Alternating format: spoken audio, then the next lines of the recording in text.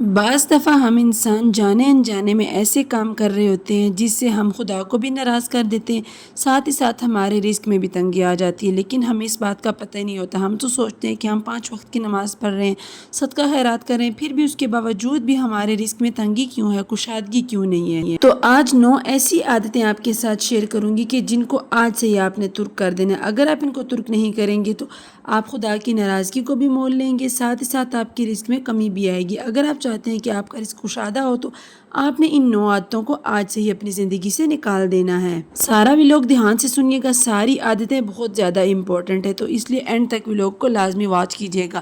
چلیے سٹارٹ کرتے ہیں۔ بسم اللہ الرحمن الرحیم۔ السلام علیکم، welcome back to my channel. امید کرتی ہوں میری یوٹیوب کی ساری فیملی بالکل ٹھیک ہوگی۔ الحمدللہ میں بھی بالکل ٹھیک ہوں۔ آج کا ویلوگ سٹارٹ ہو رہا ہے آفٹر نون سے، جہاں پر میں نے سب سے پہلے تو بھنڈی کا سالن بنایا۔ بھنڈی میری موسٹ فیوریٹ ویجیٹیبلز میں سے ایک ہے۔ اس کے بعد پھر آج لانڈری ڈے تھا تو پھر بچوں کے کپڑے واش کیے، ساتھ ساتھ آپ کے ساتھ ساری روٹین شیئر کرتی ہوں، ساتھ ساتھ اپنے ٹاپک کو ڈسکس کرتے ہیں۔ 5 وقت کی نماز پڑھنے کے باوجود بھی ہمارے رزق میں تنگی ہے، کیوں؟ کیا کبھی آپ نے اس بات کو نوٹ کیا ہے؟ نہیں نا؟ تو آج آپ کو بتاتی ہوں کہ آپ کی رزق میں تنگی کیوں ہے۔ تو سب سے پہلا پوائنٹ ہے بیٹی کو گالی دینا۔ کبھی بھی اپنی بیٹی کو گالی مت دیں۔ رسول اللہ صلی اللہ علیہ وسلم نے بھی سختی سے منع کیا ہے کہ بیٹی کو کبھی گالی نہیں دینا۔ ہم میں سے اکثر لوگ کیا کرتے ہیں کہ بہت سے لوگوں کو تو شکر الحمدللہ اویئرنیس آ چکی ہے، لیکن کچھ لوگ ایسے ہیں جو کہ ابھی تک بیٹیوں کو حقیر سمجھتے ہیں، ان کو گالی دیتے ہیں یا ان کے لیے ایسے الفاظ استعمال کرتے ہیں جو کہ اللہ کی ناراضگی کا سبب بنتے ہیں۔ آپ سب کو پتہ ہے نا کہ اللہ بیٹی اسی کو عطا کرتا ہے جس سے وہ خوش ہوتا ہے، راضی ہوتا ہے۔ ہم سبھی یہ جانتے ہیں کہ بیٹی اللہ کی رحمت ہے۔ جب آپ رحمت سے منہ موڑتے ہیں تو پھر اللہ آپ سے اپنی باقی ساری نعمتیں آہستہ آہستہ کر کے چھین لیتا ہے۔ تو اپنی بیٹیوں کو بڑے لاڈوں اور بڑے نازوں سے پالیں، کیونکہ انہوں نے ہمیشہ آپ کے پاس نہیں رہنا، انہوں نے صرف 2 وقت کی روٹی کے لیے دوسروں کی پتہ نہیں کتنے سارے طنز و تان سننے، اس لیے بیٹیوں کو بڑے لاڈوں اور نازوں سے پالیں۔ بیٹیوں پر کبھی بھی اپنا رزق تنگ نہ کرنا۔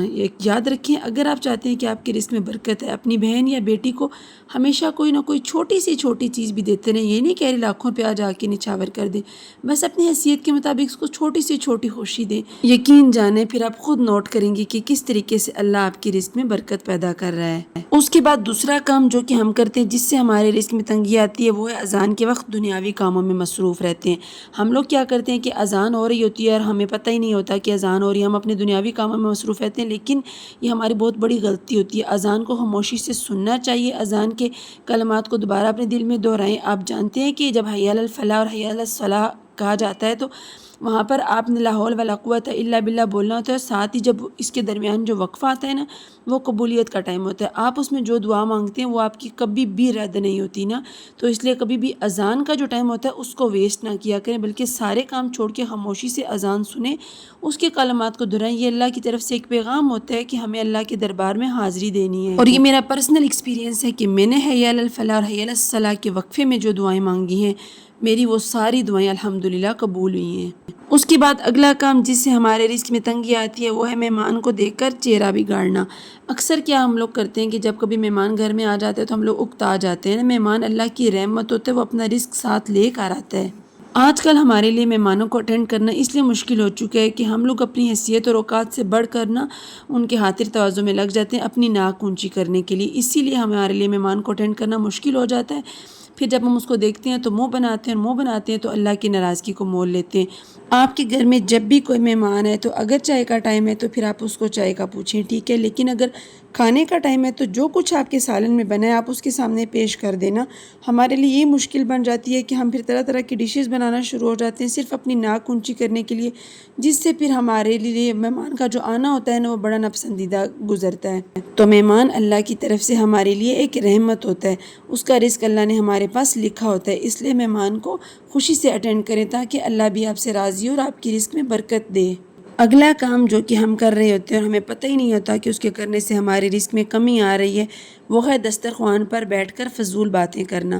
سب لوگ تو یہ کام نہیں کرتے، لیکن اکثر لوگ کیا کرتے ہیں کہ دسترخوان پر بیٹھ کر فضول باتیں شروع کر دیتے ہیں۔ آگے کھانا پڑا ہوتا ہے، ادھر ادھر کی باتیں کر رہے ہوتے ہیں، اور یہ سخت گناہ ہوتا ہے کہ رزق آپ کے سامنے پڑا ہے، آپ اس کو جھٹلا کر طرح طرح کی فضول باتوں میں مصروف ہے۔ تو جب بھی آپ کھانے کی ٹیبل پر بیٹھیں تو آپ کے سامنے اگر روٹی آ چکی ہے تو اس کو کھانا شروع کر دیں، بجائے اس کے کہ آپ بیہودہ باتیں شروع کر دیں، روٹی کو انتظار کروائیں۔ یقین جانیں جب آپ رزق کو انتظار کرواتے ہیں نا تو پھر رزق بھی آپ سے دور چلا جاتا ہے نا۔ اکثر لوگوں کی یہ اتنی بری عادت ہوتی ہے کہ جیسے ہی کہتے ہیں کھانا لگاؤ، کھانا لگ جاتا ہے، یا تو واش روم میں چلے جاتے ہیں یا کال پہ لگ پاتے ہیں، اور یہی کہتے ہیں کہ 5 منٹ میں آ رہا ہوں، 2 منٹ میں آ رہا ہوں۔ یہ جو 5 اور 2 منٹ ہوتے ہیں جب آپ رزق کو انتظار کروا رہے ہوتے ہیں تو وہ رزق پھر آپ سے دور ہو جاتا ہے، وہ اللہ کی ناراضگی کا سبب بنتا ہے آپ کے لیے۔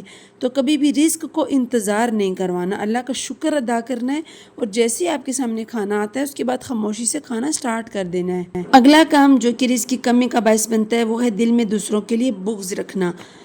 ہم اوپر سے دوسروں کے ساتھ ٹھیک ہو جاتے ہیں، لیکن دل میں جو ہے نا ہم دوسروں کے لیے بغض رکھتے ہیں، کینہ پال کے رکھتے ہیں، اور یہی وجہ ہے کہ ہمارے رزق میں کمی آتی ہے۔ جب آپ کسی سے حسد کرتے ہیں، کسی سے بغض کرتے ہیں، تو یقین جانیں کہ آپ خود اپنے پاؤں پر کلہاڑی مار رہے ہوتے ہیں نا، کیونکہ حاسد انسان جو ہوتا ہے نا وہ اندر سے اس طرح جل کے راکھ ہو جاتا ہے، جیسے کہ آگ لکڑی کو جلا کے راکھ کر دیتی ہے نا، ایسے حاسد انسان اندر سے جل کے راکھ ہو چکا ہوتا ہے۔ اس کا رزق تو ویسے کام ہو جاتا ہے کیونکہ اس نے دوسروں کے لیے کبھی بھلا سوچا ہی نہیں ہوتا، وہ ہمیشہ دوسروں کے برے میں رہتا ہے۔ اور یاد رکھیں کہ جو دوسروں کا برا کرتا ہے نا وہ کبھی یہ سوچے ہی نہ کہ اس کے ساتھ بھلائی ہو جائے گی، اس کے ساتھ وہاں سے برائی ہوگی جہاں سے اس کو گمان بھی نہیں ہوگا۔ تو کبھی بھی کسی کے بارے میں برا نہیں سوچنا۔